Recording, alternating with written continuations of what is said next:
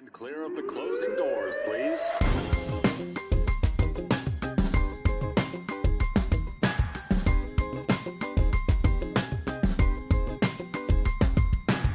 What up, son? What up? Grind&Pivot, Queens, New York, Louis Max. Today in the house, a true New York City guy, but really from Jersey. We're not going to say anything, but a smart, filthy, funny mensch who also happens to bang the kit right behind him. His name is Mike Edison. Michael, what's doing? What's up, brother Louie? How we doing today? Hanging in there, baby. How you been? All right? Everything good? Everything's great, man. I live out of the city. I live out in the country now. I live up in Barryville, New York, the Delaware Rivers. If my arm were a little better, I could hit it with a baseball. And I'm loving it. Out of the big city after 50 years of walking the mean streets. Now I'm digging on the trees and seeing stars at night. So we got a lot to cover. You wrote a book called Sympathy for the Drummer. Why does Charlie Watts matter? Well, I think if you ever consider that the Rolling Stones were, even for a moment, the greatest rock and roll band in the world, then for that moment, at least, they had the greatest rock and roll drummer in the world, because a band is only as good as its drummer. And that's the thing, you know. And Charlie Watts is a very special drummer. People ask me how long it took to write this book, and I always tell them 45 years, because that's how long I've been playing the drums. And since I started playing the drums, it's when I had the idea that there was something very special about this cat. There was something very unusual, something you couldn't really learn. There was a poetry, there was a jazz to it. He was finding ways to breathe in places where other drummers really didn't. I mean, look, if you go online and you say how to play the drums like Neil Peart and how to play drums like Rush, you will find 10,000 kids playing Tom Sawyer in their bedrooms perfectly. And if you how to play like Charlie Watts, you will find almost nothing, because it's too weird and difficult. And when I was growing up, when you grew up too, I'm sure, Charlie, like Ringo and a couple other guys were like, all these kids we knew, out in Long Island and Jersey, they don't do anything. I could do what they do. But you know what? You can't. It's too hard. It's too simple. It's too counterintuitive, opening up the hi-hat in a weird place, doing a fill that lands a little bit wrong, chasing the beat, the weird way he works with Keith,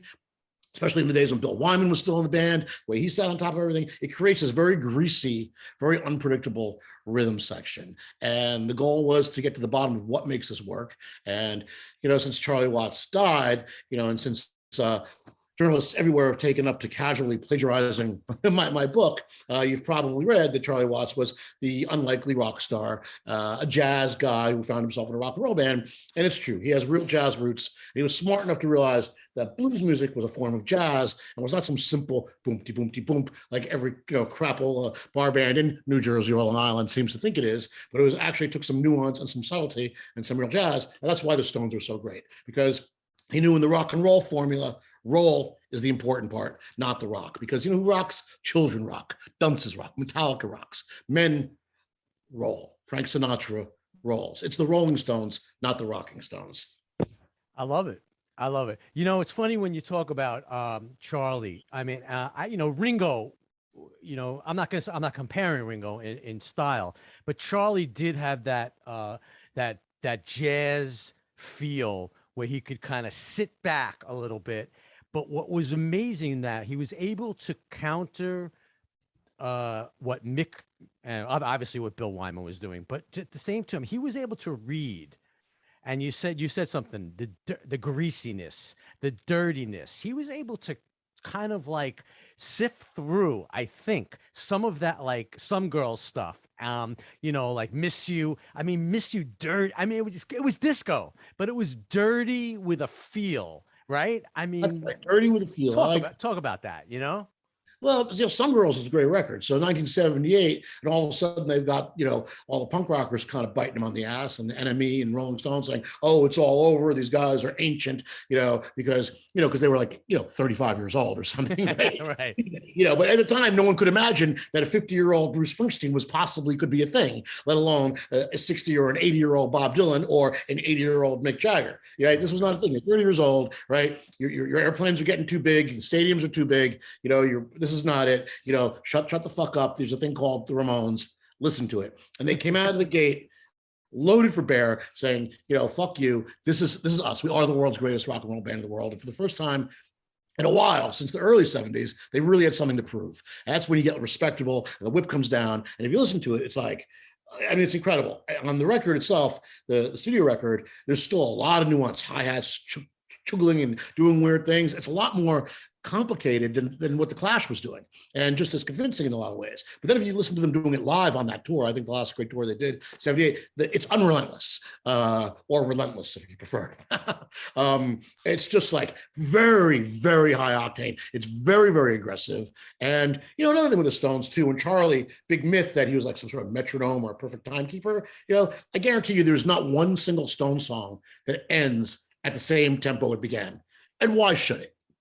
Really, right? I mean, no one wants a metronome. You want to sleep with someone who fucks like a metronome? I don't. So why would you want a drummer who plays like one? You need a little ebb and flow. You need some dynamics. You need to know when to turn on the gas, right? No doubt.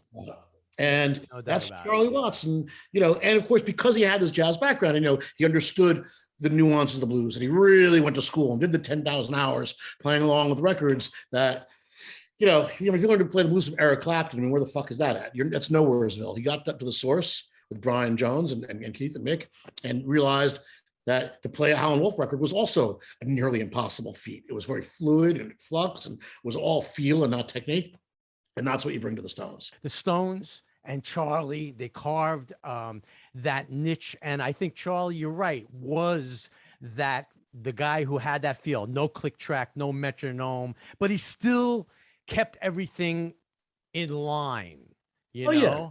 And he had to have that personality too. He had that personality too, right? Absolutely. And not only is that personality, it's a weird thing to listen to a record. Only a handful of guys have ever been able to do it.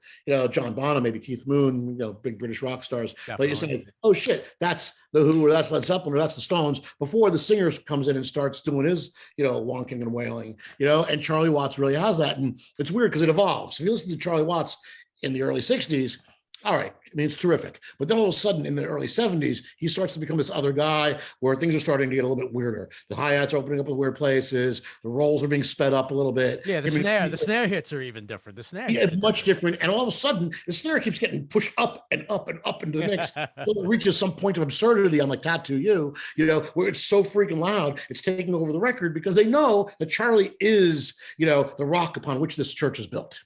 How does one land the gig of High Times editor-in-chief? Well, this is definitely a case of be careful of what you wish for, because once I got it, it wasn't as much fun as I thought it would be for a gig I really wanted. I had written for them on and off in the 80s. I used to write a column called Shoot the Tube. It was about television and kind of where television and politics intersected. It was a satire, kind of, left-wing radical comedy thing about watching Ronald Reagan press releases, press conferences on TV, if you could find the humor in that. And I knew the guys, and so, and somewhere my career was going along, and I had sort of been around this part of the counterculture a lot. And, I'm in a good place because, so I was born, I tell you, I graduated high school in 1982. So I'm in this very nice place where I have a lot of 60s counterculture behind me, like you do, where you understand, we came up with all the great 60s bands as if they were like in real time still. I mean, I vaguely have this memory of the, Beatles breaking up. I was but a toddler, but it was there. And the hangover of the Beatles lasted for a long time. It's still going on. You see the way all these middle-aged white guys are genuflecting at this Disney documentary like it was the second coming of Christ or something, right? But we had real 60s counterculture behind us, but at the same time we had the 70s right in front of us. So I'm old enough to like both, have grown up with Jimi Hendrix as the soundtrack of my life, but walk right into the Sex Pistols and the Ramones, and then hip hop, like right in the heart of all this. Absolutely. 5 years in either direction, I don't benefit from being in the sweet spot. And also, with my bands, we were out there playing with all the Seattle grunge bands too. So it was really very cross-generational. So in terms of my counterculture bona fides, I really had something going on. And anyway, so my career bounced around, and by the time they were looking for a publisher, I actually got headhunted they called me to be the editor-in-chief, then hired me to be the publisher, and I kind of worked my way around back to the editor's office. A publisher running the business side. For people who don't know what a magazine publisher actually does, you run the business side. It's usually a non-creative job, but I was in a weird place because I'm an editor, I'm a content creator. Yeah, you want both, right? But I knew how the business worked because I'd been working with a trade magazine. I knew how the ad department worked. I'm very good with the art department. I know how magazines get produced. I can talk to the printer. I can look at printer invoices. These are a lot of things people just don't want to deal with. No one wants to see the sausage getting made. They're like, oh, Mike, you can, you're like Liza Minnelli. You're the triple threat. You can do it all. Like that's not so. And I knew some people. It was John Holmstrom. Who did Punk magazine, and I know friends of your friends, the good friends of the Dictators, and of course famous for doing the first couple Ramones covers, the cartoons. And John was a friend of mine. He was a big professional wrestling fan, and he knew me from when I used to do the wrestling magazines, which was my very first job when I dropped out of college the first time.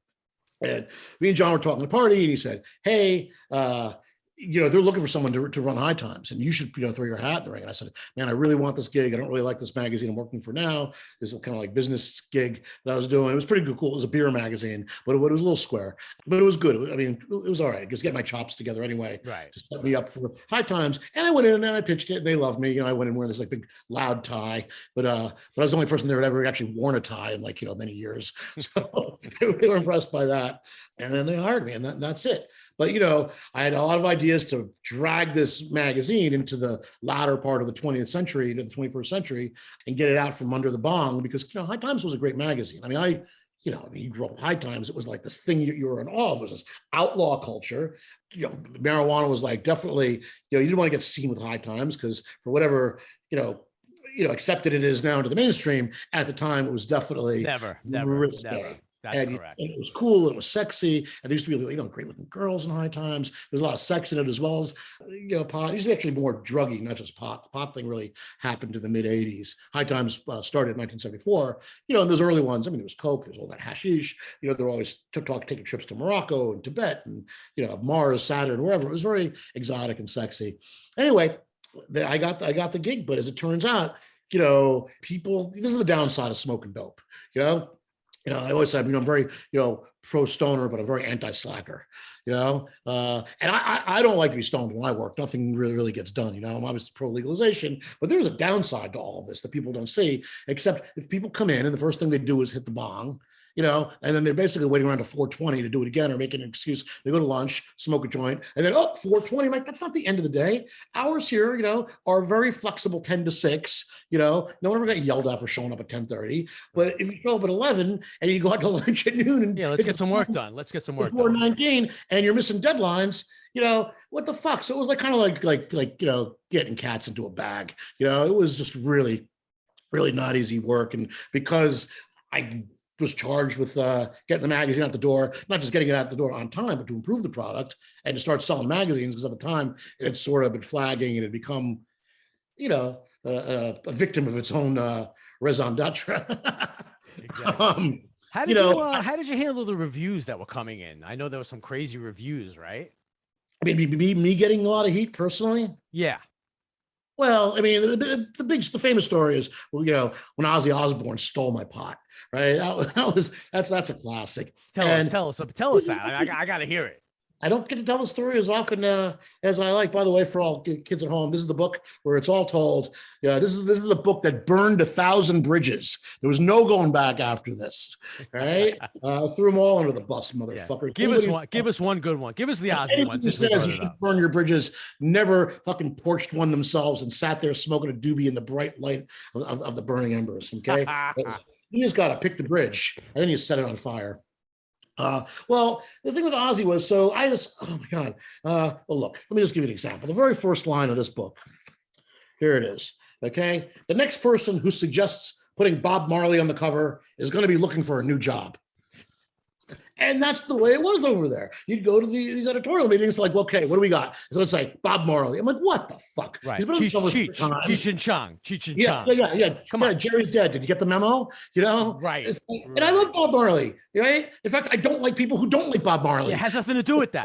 But he's been dead and he's been on the cover 3 times, and I got nothing new to report. Very pro Bob Marley. Okay, don't even hate him. Of course. Okay? But you got to give me something else, and it was where it was right around the time Ozzy Osbourne called, and Ozzy at the time was like kind of washed up. They were like kind of on the country fair circuit, right? It was before MTV had done the show, and he had kind of gotten back into the mainstream popular culture. Yeah. Sharon was really working him, right? Right. Right. Well, this is good. This is the story ended with Sharon yelling at me on the phone. Excellent. So the MTV show was very popular, but at the time, he had a record out, but no real, real music magazine. And I don't even know what the fuck that means, because Spin and Rolling Stone, were still being controlled by publicists, Right. basically. No Cream, no There was Crawdaddy, no no Cream. No one's Circus. not taking it seriously. Oh my God, if they were Cream, they just would have mocked tremendously. So they call up, we want to do Ozzy. We thought you were the perfect magazine. And I'm like, yeah, actually, this is right. Who doesn't love Black Sabbath? He's like the stoner Elvis. He is our guy. Except the old hippies on the other side of the office, the old guard, baby boomer, tie-dye, let's all get on a bus and go to Woodstock hippies. I thought that was what High Times was about. We're like, no, man, he's heavy metal, and you're going to scare all our readers away, right? Because you're going to ruin High Times. And this creates a big problem, because these are big bunch of backstabbing motherfuckers, and they're all on the phone to like my boss, the owners of High Times, like, Edison's out of control. He wants to put Ozzy Osbourne on the cover, and it's going to ruin us. It's heavy metal, and we're a hippie magazine. And honestly, obviously there's a hippie element to High Times, but it was never a hippie magazine per se. But even in, this is in the late 1990s, there was still this hippie versus punk dynamic in the office that should have been buried, years ago. Along with the Cold War. Yeah, it's just so dumb, right? You can't believe how dumb this is. And they're infighting, and they're fighting, and I'm getting screamed at. And and half the office like, he's out of his mind, with his anyway. So Ozzy comes, and it works out great, of course, except, everybody is like acting completely unprofessionally and trying to buck their way into the photo session to meet Ozzy, and it's like a bunch of children, like on a snow day, like gawking. Like, well, they're not supposed to be at the photo shoot. It's like, what are you doing here? It's like, like go back to your desk and work. But it was very confusing. There was a lot of smoke in the room. But at the end of the day, so here's the secret. And I really love telling the secrets on this podcast, like how things work and things people aren't supposed to know and all this. So here's how it worked at High Times. All right. We saw those great centerfolds, all that beautiful centerfold quality, photogenic weed, big flowers, big intact buds, wonderful stuff. Okay. So we obviously knew a great network of pot dealers, very good pot dealers, America's best botanists. And we would sometimes buy some weed, very illegal at the time, and kind of rent a bunch of weed. So, because you need like a pound of good intact buds, no shake to do these things, or you need something like the primo, exemplar, the best example of what you're doing, because that's what you're doing, right? I mean, this is the Playboy. Yeah, you're at the pinnacle. You have to give us the best. That's right. So we might say, okay, we'll buy a couple ounces and then we'll borrow the rest and we'll take pictures of it. So we do. So we get a pound of weed and we buy a couple ounces at like, $400 an ounce or $700 an ounce. I mean, it's crazy expensive weed. But here's like 16 ounces of weed to make the thing go, to make this photo shoot with Ozzy, who has this giant goblet filled with weed and this big skull we got. We dressed it pretty good. This big skull filled with weed, and he's sitting in this big throne. And, and so we're supposed to be smoking some of it. And the photo sessions are pretty good spirited. Usually, people are getting stoned, everybody likes it. It's fun because how often do you get to do that photo shoot, right? If you're into it, it's really, really fun, especially at a time when it's kind of risque and weird and go all in. Yeah. First of all, by the way, Ali's supposed to be sober, so he's got people like looking around, like, because he is like, now famously like on the wagon, after peeing on the Alamo and right. Anyway, this all goes on. He's nice enough. Tony Iommi comes by, and he's nice. He's totally nice. And by the time it's over, the pot dealer says to me, he says, "Great, you owe me like $1,400." I'm like, what the fuck? He goes, well, you know how it is. You guys bought a couple ounces, and then with whatever's left, I weighed it, and then I weighed it again. Well, because you're going to lose some of it. Some of it's, you might smoke a joint. Some of it's, gets a little lost in the here or there. Fall down and the double album 2 cover. ounces. It's going to fall out of the album cover. Yeah. I'm like, what the fuck? So like, I need $1,400. I'm like, you gotta be fucking kidding me, because I gotta like now get $1,400, which is not really supposed to come from official money, because this is probably some kind of racketeering charge I'm facing at this point, right? But it's like, what the fuck? And it turns out like Ozzy and his guys are like sticking weed in their pockets, which is so dumb, because I would have given them anything they wanted, because he's fucking Ozzy and we like him. And just like, hey, can I take some weed home? It's like, yeah, sure. You want a Coke? You want fries? What do you want? Whatever you want, So everybody's yelling and screaming at me because there's a big thing, but I'm like, fuck this. So I dropped a dime on them. I fucking called the New York Post. I waited, until after the magazine was just about to be out, of course, but because I'm in the business of selling magazines, and the motherfucker stole my pot. So whatever, So when the magazine's about to hit the newsstand, after this big fight, so it was great. The cover was great. It's got Chalice weed, and it's Ozzy, and it's a pretty good story. The whole thing's coming together, and I just called, Page Six and said, like, hey, where's my pot? The skull filled with pot weighed 2 ounces less than when we started. I never really say he stole any pot. I'm not, I got some scruples. I left it very vague. Right. Kind of good call on the public relations in a way. Looking. Oh, back, of course. Right? Was. But I was pissed because he put me in a bad spot. I almost got fired because of this. And people were they're ready to stick the knife in my back. See, fuck Edison because I also was in charge of making, keeping the trains on time, which is not.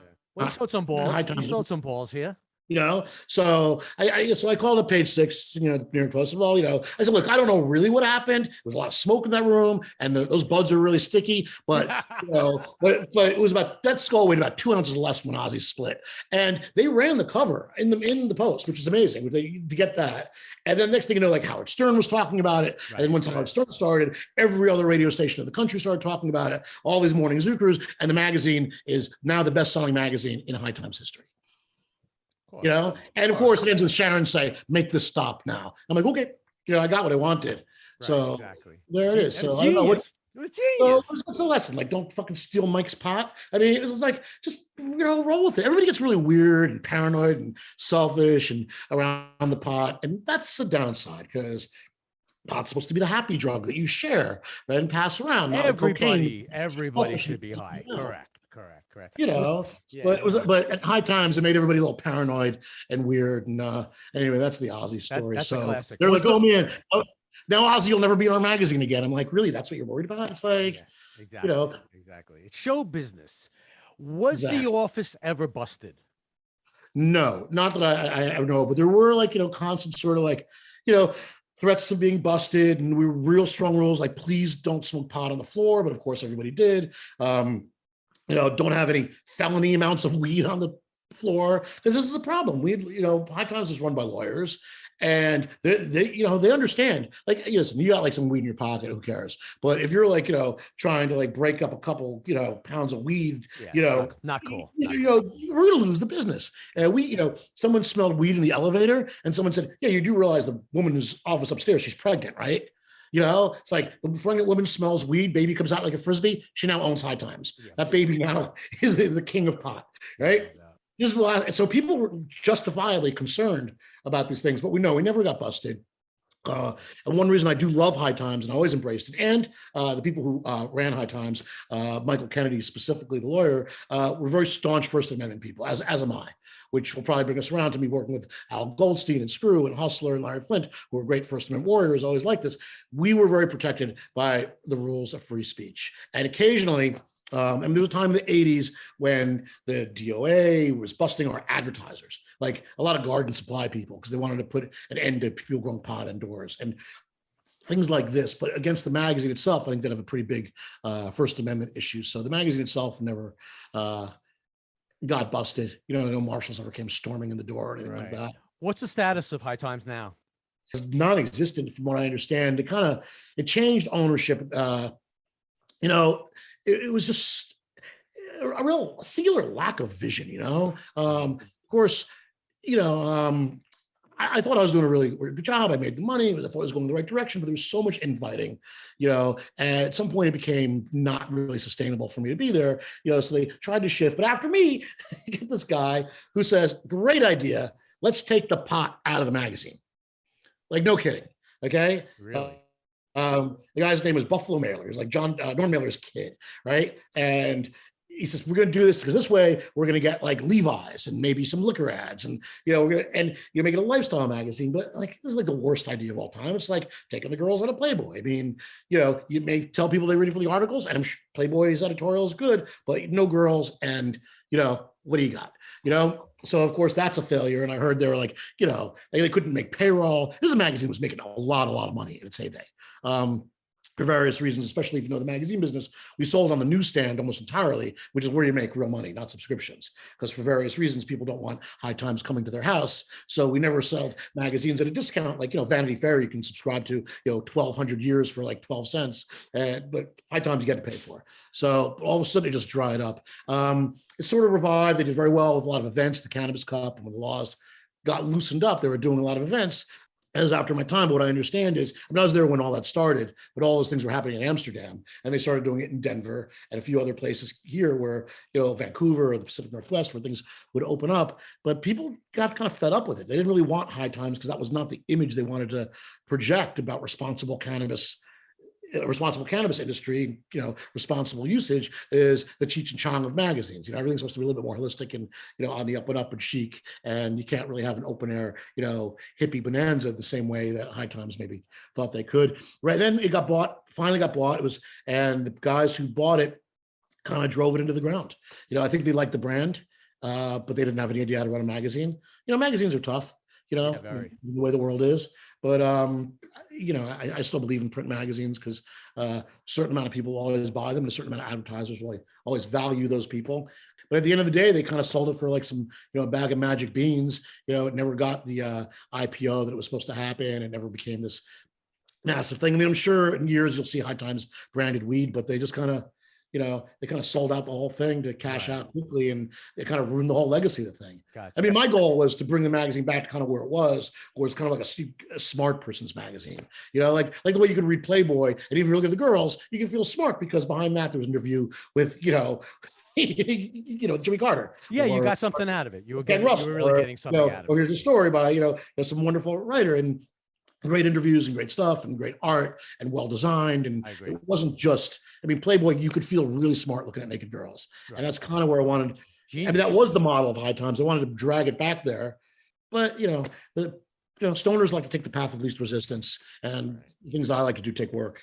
Absolutely. So you mentioned a cultural icon, New York City. I don't even know how to describe him as what he might be, but I have to tell you, I was a big fan of his publications and just the way he showed himself out there. I don't know what it was like before, but I'm talking about Mr. Al Goldstein. How did you get this one? It's almost the same.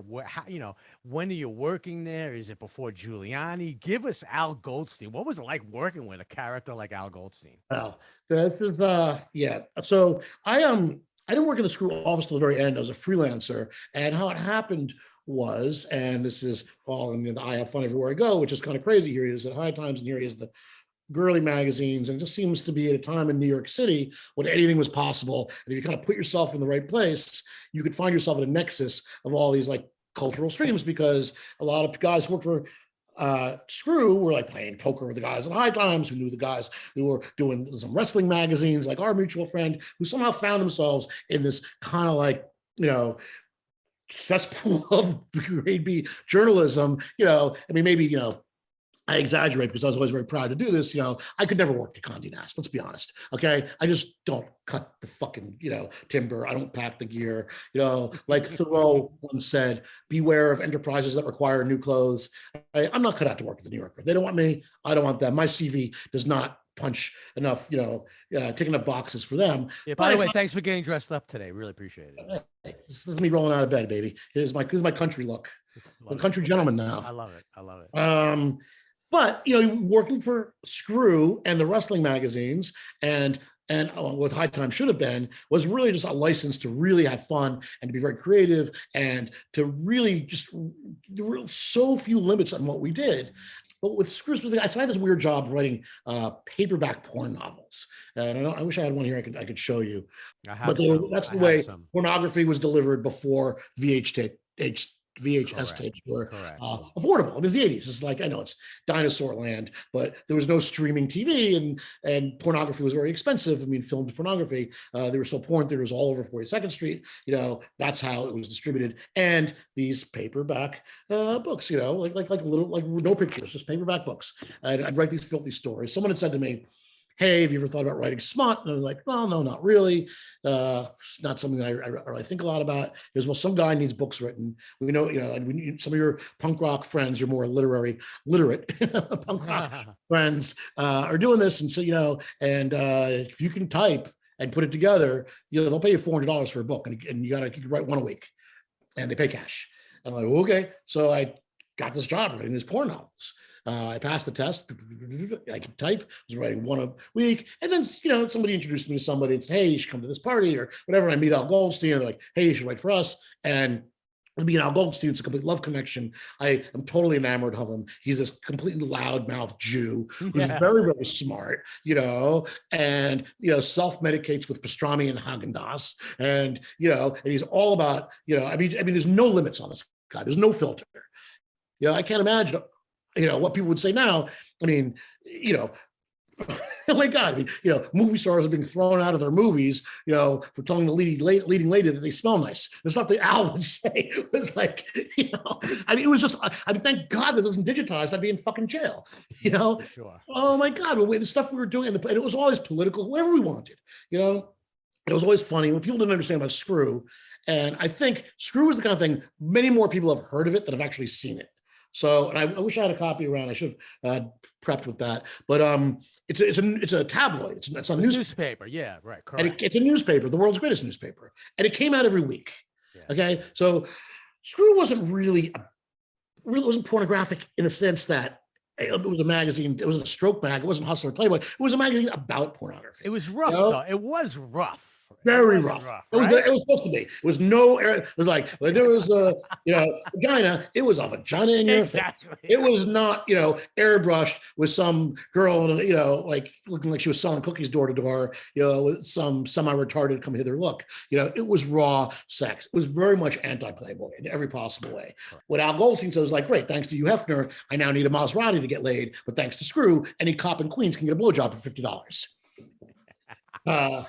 And that's what it was about. It was a people's sex magazine, and it was very high in comedy. Every great underground cartoonist you've ever heard of had did a cover at one point or another. Al was always very big on that, and a lot of famous writers went through there. Because one thing about Al Goldstein was he didn't pay much, but he always paid on time. This was like a real point of pride. So my first thing I wrote for them, I think I wrote the Star Trek satire. I think it was the first one. It was called The Captain's Log.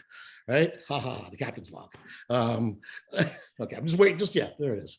And it was like one of the Star Trek movies that come out. And it was all about about Kirk, like fucking a bunch of aliens and stuff. And it was all cut and paste, real cut and paste, no Photoshop, no computers in those days, of like this giant stack of like stills from like gay porn movies, which would be cut with stacks of like stuff from Star Trek that we'd find. And it was literally cut and paste. We have genius art directors. So here's Kirk, banging Uhuru and getting sucked by Spock. And, it was very funny. And for this, I think I got paid $100. But the check was there when I went for it. He said, great, I'll run next week on Tuesday. You can pick up your check on Wednesday morning. It'll be at the office. It was a lot of money at the time because my rent was probably only $280, Yeah. And so $100 got me, bought a lot of groceries in 1985.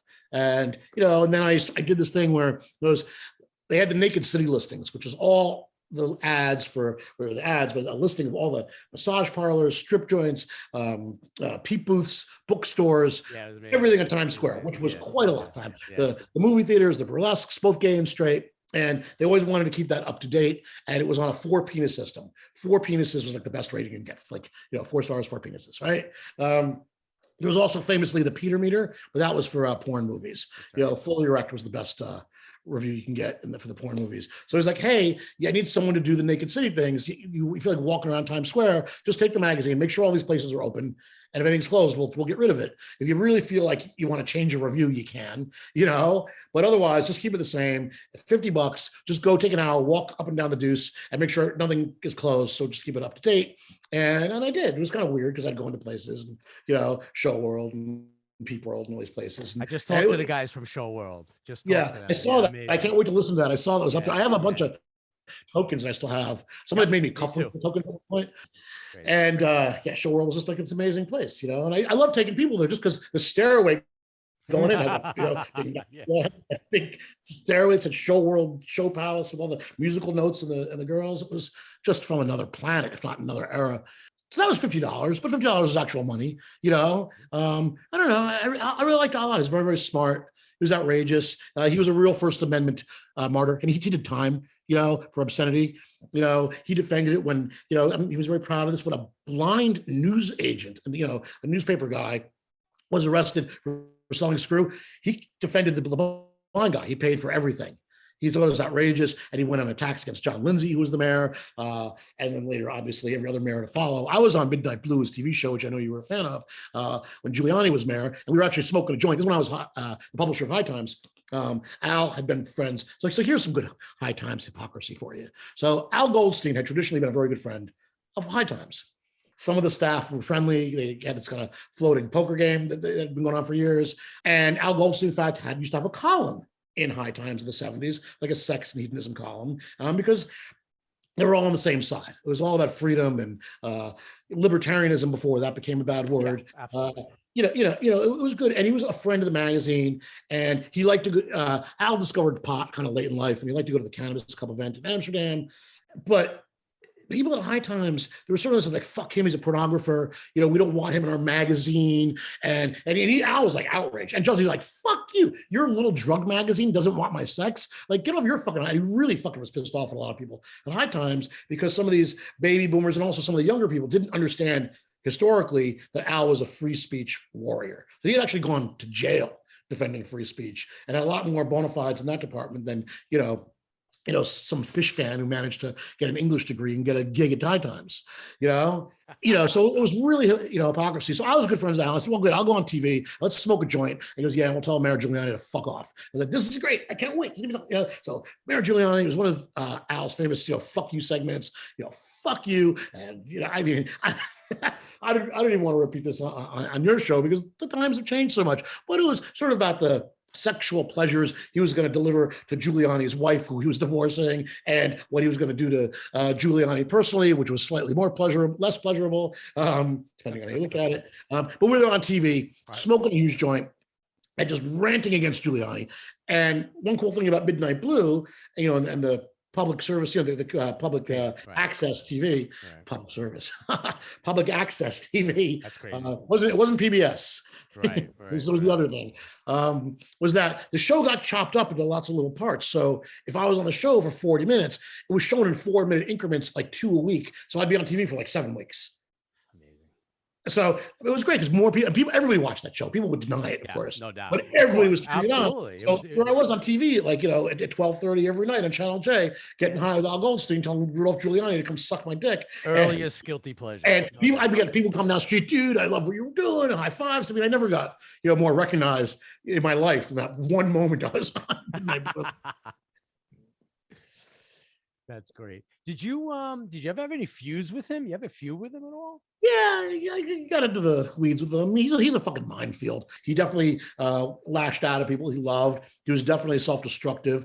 He wasn't into drugs or booze. That was never his thing. But he spent every dime he had in restaurants and trinkets and the Hammacher Schlemmer catalog, buying weird crap. I mean, he had a hang glider in his office. I mean, why does a 300-pound man with diabetes need a hang glider? He liked the way he looked at the catalog and thought it'd be funny to have it sent to the office. But this is a time when he's running out of money, and he didn't really embrace the internet. And he just kind of knew it was going down, and he became homeless. I spent time with him when he was dying. I mean, Al was a veteran. He was in Korea for a few moments, and he was on the VA health insurance stuff. So thank God he was taken care of that way at the end. And I saw him in the hospital at the end when a lot of people, weren't really hanging out so much anymore. Just a couple of people who genuinely, loved him. He definitely was his own worst enemy. And he knew it. I mean, he says, I was successful not because of me, but in spite of me. But he was very, very smart. And there were a lot of people who really dug his attitude, but he loved to fight. He really lived to fight. It was kind of like that friction kind of got him going. Yeah, he thrived on that. So one of my favorite subjects that you're into, and I know you are, professional wrestling. The hits just keep on coming. That's right, folks. They really do. Punk rock, marijuana, pro wrestling. I mean, it's a full day. It's a full day. I mean, missed giving the award to me. How did you start writing about it? Who are your favorite grapplers? I mean, we're going back because same thing. A friend, shout out to Keith Greenberg. Really appreciate you, brother. Back in the day, growing up, wrestling was a lot different than it is now. So, what's your history with it, and give us a little bit of a synopsis. Well, I was a fan when I was a kid. I mean, this really plays into like another Favorite thing. guy, favorite grappler, favorite.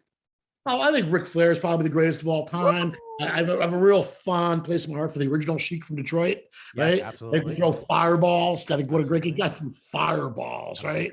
Absolutely. Yep. I love and his manager, the Grand Wizard of Wrestling, claimed to be the Absolutely. smartest man of the most intelligent man in history. Arr. I love Fred Blassie, of course. Great. You know, later on, even during the Attitude Era, I mean, I was like everybody else. I loved what Stone Cold Steve Austin was Yeah, for doing. sure. Later on, and the Undertaker, and like I mean, old school guys want to talk more about earlier. I mean, Bruiser Brody was just like a Right. unbelievable, literally larger than life. Roddy Piper, of course, was fantastic. Haystacks and those guys. His next never moved. He might move too slow, for one. I always root for the heels. I always root for the bad guys. I go to see Star Wars. I root for Darth Vader. I can't help it. Big Yeah. Von Vader.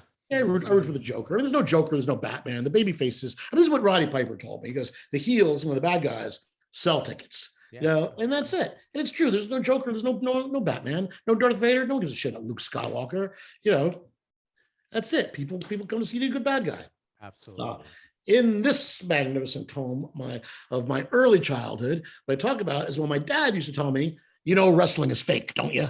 Okay, and he's yelling at me, and I'm like 8 years old. I'm watching wrestling. It's fake, don't you?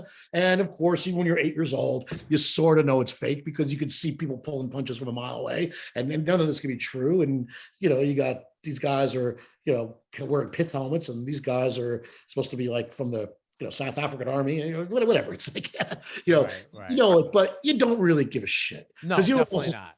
Because what else is fake? Star Wars. Oh, and what else is really fake? Pornography. Okay, it's all bullshit, right? Give us all one shot. That's what Goldstein would say. Because pornography, it's like James Bond. Those women Agreed. don't exist. Okay, you have better luck, becoming a Jedi Knight and destroying the Death Star than you do a fucking centerfold wrestler. So I just loved it. And I think the Renaissance happened like when I got to college and we were like dropped some acid with some friends and we were watching wrestling. It was like, I don't know, sort of, I got it all of a sudden, And a friend of mine who was sort of in the room at the time, who was a journalism student, instead of getting an internship at the Village Voice or New York, like he was supposed to, got an internship at a wrestling magazine. Wow. And this kind of opened up the doors for a couple of us to start writing for the wrestling magazine. Hey, do you want to do this? And again, $75 for a story, but you can write 4 of them and played a bit of money in 1983. So got into that. Next thing I knew, I kind of had taken over the magazine. I mean, I was kind of this bad guy editor with this heel personality, and it was working. And next thing you knew, I was like running Wrestling's Main Event out of the Empire State Building. And here I am now, a wrestling journalist. And I love it. And we get to talk about it in ways of, because you can write anything. It was the kayfabe era, as they call it. No one really kind of knew what was going on behind the scenes. We never discussed anything like that. Everything that you saw was real. So the Iron Sheik was an Iranian terrorist, and his nemesis, Sergeant Slaughter, was a sadistic Marine drill sergeant, and the Samoans were crazy Samoans who really didn't speak English, and whatever it was, and Hulk Hogan, of course, we hated because that whole take your vitamins, stay in school kind of rap was not for us, Of course. And that's how I became like this professional wrestling journalist. And I stuck with it. I'd written it over the years. A few years ago, this is worth looking for the Baffler, very high-minded magazine. The Baffler, I believe it was formerly the MIP literary magazine before they went off on their own, smart magazine. I wrote a story about Donald Trump and professional wrestling and the whole truth of it. And that did pretty good because a lot of people were at the time saying, oh, Donald Trump is just like professional wrestling. See, he just thinks this, but people who said it have never actually watched professional wrestling. So they didn't really know what they were talking about, like how wrestling works or what the dynamics are or what how the relationship between the audience and the performers really was. It was just like, oh, this is like that thing. So I don't know. Wrestling's a great metaphor. I think wrestling's a great metaphor. No doubt about it. That's so true. Take us back. During all this writing, you're playing in bands. How did you start in music? I know you're a drummer. How did you, who were your influence? Let's kind of go back a little bit, to the venues you played. I know you've played quite a bit.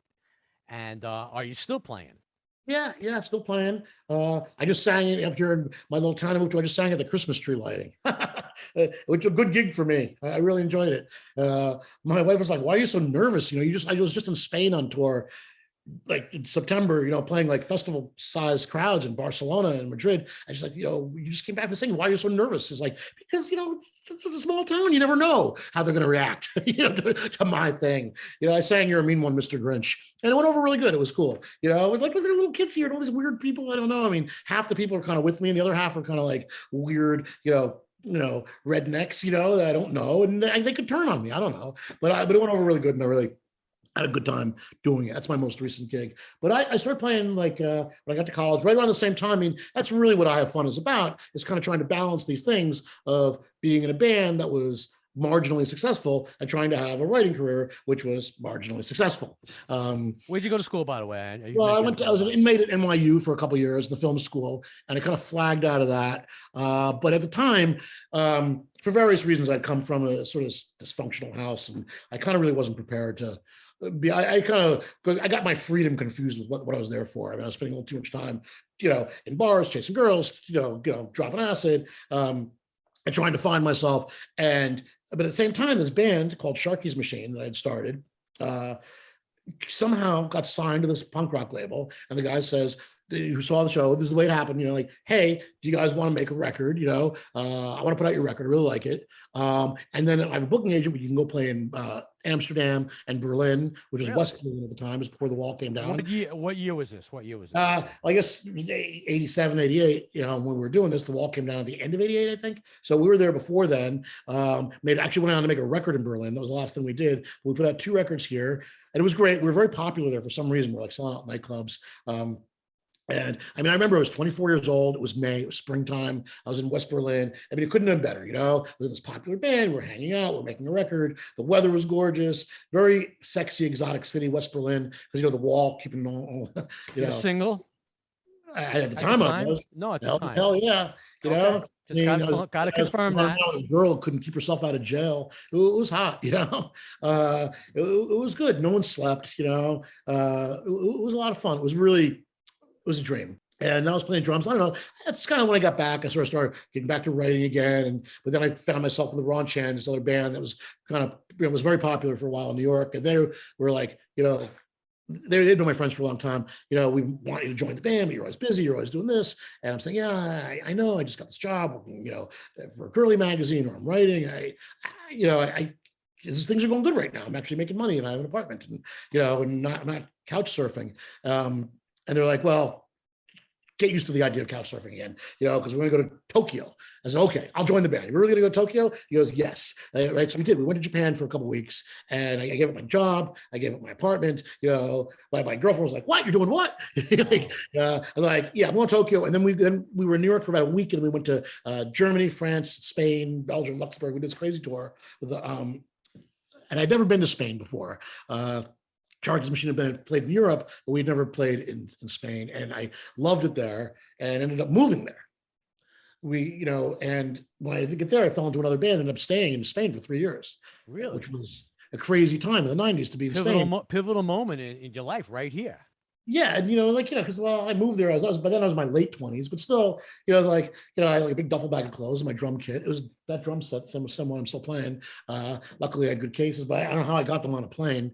I mean, I remember going to the airport with this big drum cases, big road cases. I'm saying, oh shit, I hope the plane's gonna be able to get off the ground. And of course, I turned around, and I saw people like driving like Jeeps and Land Rovers. Yeah, that was the days of the sort of put it back into the anvil cases. Yeah, back in the day.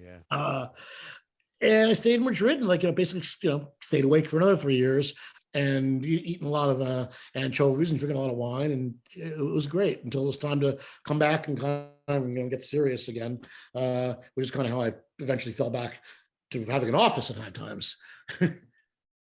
Amazing! Wow, that's crazy. That's a great one. I mean, what a little stop, or what a diversion in life. So I'm still at it. Did you want to really be a rocker? Did you always really want to be? What did you want to be? What did you want to be?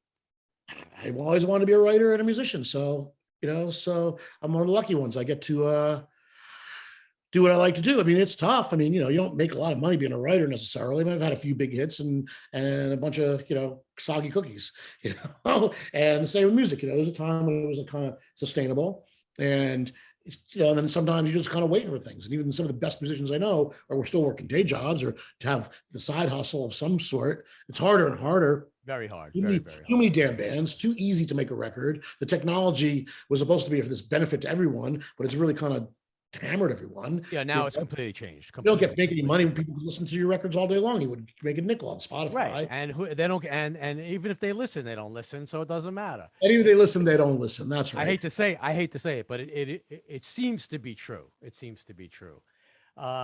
You can't get anybody's attention. Like, when you get someone's attention, they're like, "Oh, this is really good," but then they're already on to the next thing. It's like, remember when we were kids, right? There was this act of discovery, like, you're out in Forest Hills, I'm touching New Jersey, right? And I'm 14 years old, and and I see this thing, and it's called the Sex Pistols, and I must know this thing, and I can't go in New Jersey to a little place to get this thing called the Sex Pistols. So I get on a train, I get on my little two-wheeler, and I go to the train station, and I lock it up, and I get on the train. It costs $3.15 to get to Penn Station, and I go to a store I know, and they have it.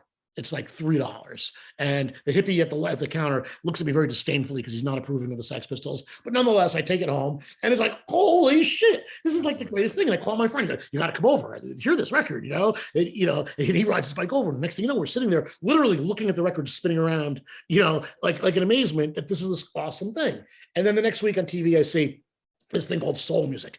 I saw Ike and Tina Turner on this special on Channel 13, PBS, right? Like, and Otis Redding. And I'm like, oh my God, I love this. I got to go get this. Back on my bike, back to the train station, back to the city. Next day I came to school with Aretha Franklin's greatest hits. I was like, it was right. Okay. I'm 15 or 14, and my friends are like, why you want to be listening to some old black lady? What's wrong with you? What's wrong with you, dude? Come on. Right? Yeah, you got to open up your ears. Yeah, I'm a historical Blackmore, listener. Rainbow, like Foreigner. Yeah. That stuff was good too. But you can't compare it. It's funny you bring that point up about the Sex Pistols, or really more about the fact of watching the album turn. I think it was 78 or 79. Joe Jackson, Look Sharp. Came out with a 7-inch with the button, had a little button in the album cover. I saw him at the Bottom Line. It was such a big fucking deal.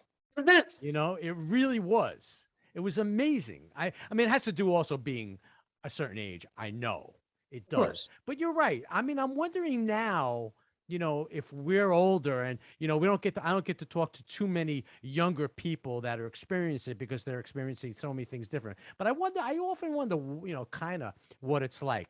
And that brings me to a question that you've done so much. Did your father really tell you were a disappointment, or were you just being funny? Oh, that's there. Yeah, you are a complete disappointment. As I live and breathe, those were like on his deathbed. That's what his message was to me. You are a complete disappointment. Also, and he added to that, and you're the only person in our family who's fat. Give us a little insight in that. Now that you're somewhat mature and older. Well, listen, God bless him. I hope he's in a better place. But he gave me a great title for a book and a great story. But, he's like, I can't believe someone as smart as you likes professional wrestling. It was like really like a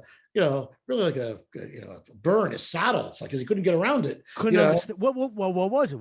Was he from this country? Could he understand it? What didn't he understand? What do you think? Ivy League, hard-working guy, but who followed the rules all his life. Had a very kind of strict prescription of the way you do things. You work hard and you're rewarded for it. My dad became successful and did all these things. But me, I'm like, I'm going to drop out of film school and go to Amsterdam to play in my punk rock band. Okay. And then just, I went back to school, went to Columbia for a little while to try it again. And I did very well. I actually got all A's. But I said, you know what? I don't really want to be here for 2 more years. I gave it a good, earnest go at it. But so I dropped out of Columbia, which broke my parents' hearts again, I'm like, you were rocking, you were doing your thing. They just couldn't understand it. They just couldn't figure it out. School to move to Spain. So I'm quitting my job I'm moving to Spain. Because You you know, can't, because you think, because I can, deep you know, down like, inside, you're a little jealous that you actually could well, yes, do there's that this. extreme jealousy for freedom and liberty. And this is what people told me, including my dad's sister, my aunt, who was a little bit more sympathetic towards me. And she was kind of an artist streak herself, which she didn't kind of embrace. And what she told me was like, listen, the problem is if you somehow become successful, it means that his system is a fraud. You know, like he's been following all these rules and been stiff for all these years because he thought he had to be. And this concept of like this ideal, perfect post-suburban life that he has built up, you're just ripped the sheets off of it, dude. Well, You know? did he have the creative that you had? No, my father's not a creative. Okay, so then he probably had trouble understanding that because it was so probably just so black and white. Well, of course, because listen, he was very good at making money. Something I don't necessarily excel at. It's not the driver. Yeah, You know, you make money, but it's not necessarily yeah. the driver. Oh no, if that were the goal, I'd be like fucking Scrooge McDuck over here. But it's not the goal, you know, and nor is the goal just to have fun per se. You know, there's a lot of hard work goes into all these things. You know, people forget that, you know, hey, you're running around in this band, like, oh my God, you should have been in the rehearsal room for us for the other 700 hours. You know, like working at that song and making the record and being competitive and making sure you get the gigs and getting on the phone and, you know, trying not to compromise and doing it on your own terms is very, very difficult. So listen, if I get to be successful, you know, doing things the way I do, it really calls into question. It's threatening to a guy like that. So, I mean, it's very sad it had to be that way. Right. But there you have it. Yeah, I got you. What's next for Mike Edison? Tell us what's cooking, what's coming up. I don't know. I moved out to the country, you know, and I'm laughing. People say, oh, you know, whatever. It's like people are moving out of the city, moving to the country. And I love living in the city. And I mean, no one loved New York City more than I did. It was time. But I also remind people like, you know, look at the Beatles, which everybody apparently is looking at the Beatles this week. But first, they were 24 years old. They like one whiff of fame. They moved out of the country. The first thing they fucking did, right? They got out. You know, Led Zeppelin. It's like they sold one record. It's like, right, I'm getting a castle. You know, goodbye London. So I'm really happy living out here. I'm working on a couple new book projects, and hopefully, you know, you'll see one in the bookstore soon enough. I'm working on a new record. I work with this band called Guadalupe Plata in Spain. That's where I was just with, and I'm hopefully going to go back there and work with them some more. I'm singing, kind of living that dream. I kind of put the drums I mean, I love playing the drums, but I kind of got in front of the stage and started singing about 20 years ago, and it's been working out really good playing the guitar, and it's really fun. And then I've had some success with that. I mean, you know, I got to go to Europe a few times and got to run around and got to, you know, somehow someone sent me some plane tickets and took me out to dinner in Paris, and it was because I picked up a guitar and learned some songs, you know, and didn't give up. So I'm still at it. You know, sounds great. Social media. What's your take on social media from a guy from that's had all this? It's here to stay. You know, hey, listen, you know, Marshall McLuhan has, you know, had a lot of things to say about TV. I thought it was going to bring us all together. You know, the media is the message, and the TV was going to bring us closer together. And the thing is, it's the same thing with social media, but just doubled upon itself so many times, is that it's not bringing us together. It's like kind of pushing us apart. You see, what you and I are doing, I think, is very healthy. We have common interests. We're expanding our networks. But if everybody, we're having a very good conversation, but if everybody is just looking at the same images, for instance, all these knucklehead Beatle fans, did you see the Beatles? Did you see it? It's like, what are we really learning? Okay, you're just creating distance. Not even, you know, if we're all looking at the same images, it's becoming a monoculture, and it's kind of destroying the whole idea of communication. Whereas to me, Facebook works really great when I'm keeping in touch with people I wouldn't otherwise keep in touch with. Yeah. I like making those cracks in real time because I feel like, you know, some folks are like, it's like being at a cocktail party. And now my friend, I love to hit the people. You could hit them so hard. They are wide open to get and good natured way. Of course. The guys I used to party with, like, that I don't see so much, they know I'm paying attention. You know, got an inside joke that we're carrying on for 20 years. 100%. But I think the problem is everything said, people don't listen to music. Everything is too accessible. The images are just flashing by so fucking fast that they have no meaning anymore, and that people don't know how to use one of these things. It's a book. Okay, it's a book. It's got pages, got ink on paper. You read it. Okay, there's also an audio version of it, which is okay, but it's actually me reading the book, and it's 5 fucking hours long. You know, you might learn something. you might actually learn something from this. But try to get someone to read a book. I got some friends who are like teenagers, my friends' kids I'm friendly with, and they don't even watch movies. They're like, dude, watch movies. They're going to college. I should watch the movies. And yeah, you need to see, I don't know, Casablanca, Wizard of Oz. I don't know, you need Blue Velvet, some guy. Raging Bull. Yeah. So have you seen The Godfather? He goes, well, I'll watch it on my phone tonight. I'm like, no, you're gonna watch the fucking Godfather on your phone. And meanwhile, he's got a gigantic screen in the other room. But he's like, yeah, well, my mom's out there. I don't want to hang out. I said, she'll watch The Godfather with you. I know your mom. She loves it. I don't know. I'll watch it on my phone. It's like, really, dude, you're missing the whole thing because there's no content there. It's, I know. It's not. Everything. Watch it on your computer. You can watch it on a computer and be in your own little cocoon and really enjoy it. And never talk to anybody and not have to go to a bar to get, talk to someone. And, I don't know. Are people having more sex now or less sex? I don't even know, but it was a challenge, you go to a bar, you talk to someone, you meet somebody, you go to a party. You swipe right or left. I don't know what the fuck.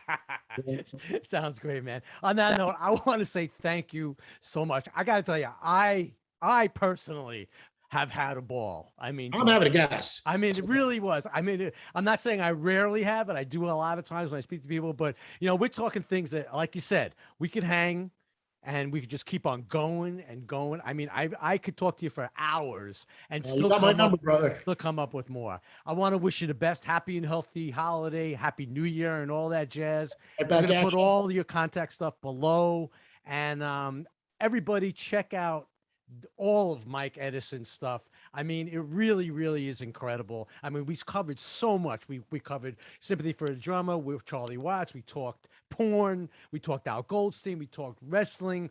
We talked music. We talked, I mean, we could probably talk so much, but I really do, honestly. Thank you so much for hanging, really. That's it. Grind&Pivot. Louis Max, pivotal moments that changed everything, and we had Mike Edison here, and he gave us a mouthful. Peace to everybody. Closing doors, please.